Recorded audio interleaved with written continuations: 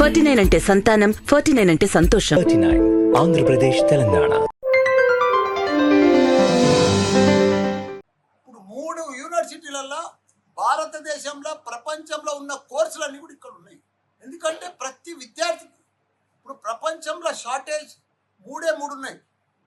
యువ ఇంజనీర్లు, యువ డాక్టర్లు, టెక్నాలజీ, స్కిల్, ఈ 3 షార్టేజ్ ఉన్నాయి ప్రపంచంలో. నేను ప్రపంచం అంతా తిరిగిన, లక్షల మంది ఇంజనీర్లను తయారు చేసిన, 1000 మంది డాక్టర్లను తయారు చేసిన, మేనేజ్మెంట్ స్టూడెంట్స్లను తయారు చేసిన, ఫార్మసిస్టులను తయారు చేసిన, ప్రపంచం అంతా తిరిగిన, షార్టేజ్ ఏందో కనుక్కున్నా.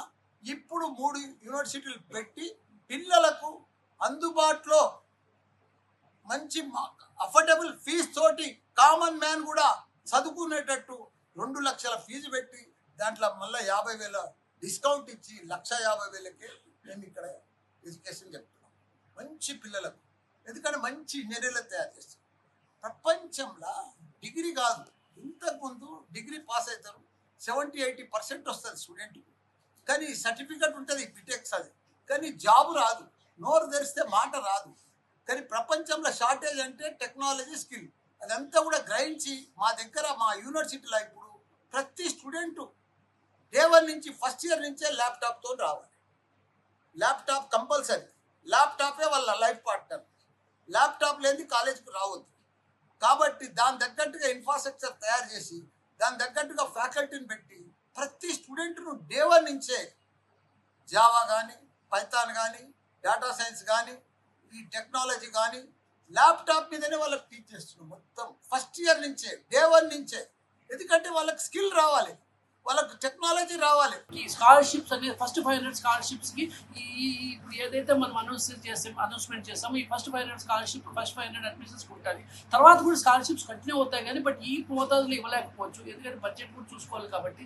బట్ మనం తరఫున వాళ్ళు ప్రింట్ మీడియా, ఎలక్ట్రానిక్ మీడియా సోదరులకి ప్రతి ఒక్కరికి కూడా కమ్యూనికేట్ చేసి అవేర్నెస్ క్రియేట్ చేసి ఈ ఫెసిలిటీస్ ఉన్నాయి, ఈ టెస్ట్ రాయాలి, ఈ ఇంటర్మీడియట్లో మార్క్స్ వస్తే ఇట్లా పైసలు తగ్గుతుంది, మనకి అడ్వాంటేజ్ దొరుకుతుంది, మనకి ఒకసారి వెళ్ళండి, ఒకసారి చెక్ చేసుకోండి, మనకి వాళ్ళు ఇష్టమైనప్పుడు మేము గైడెన్స్ తీసుకొని ప్రొఫెషనల్ కాంటాక్ట్ అయ్యి ఎలా ఎడ్యుకేషన్ సిస్టమ్ అంతా క్వాలిఫికేషన్గా చేసేదానికి ఇవాళ ప్రెస్ మీట్ పెట్టడం జరిగింది. దానికి మేనేజ్మెంట్ కూడా చాలా సపోర్ట్ చేస్తూ, అదే కాకుండా ఇప్పుడు మేము కొన్ని రూరల్ ఏరియాలకి మేమే కూడా వెళ్ళి వాళ్ళకి ఏదైనా కొన్ని ప్రోగ్రామ్స్ చేసి వాళ్ళకి కొన్ని అవేర్నెస్. చాలామంది ఏమనుకుంటారంటే మేము అడ్మిషన్స్ చేసుకోవాలి కాబట్టి ఇట్లా చేస్తున్నాను, కానీ ఇది రాంగ్ ఇన్ఫర్మేషన్ అండి. ఎందుకంటే అడ్మిషన్స్ ఎలాగో యూనివర్సిటీనే చేస్తుంది, కాదనట్లేదు.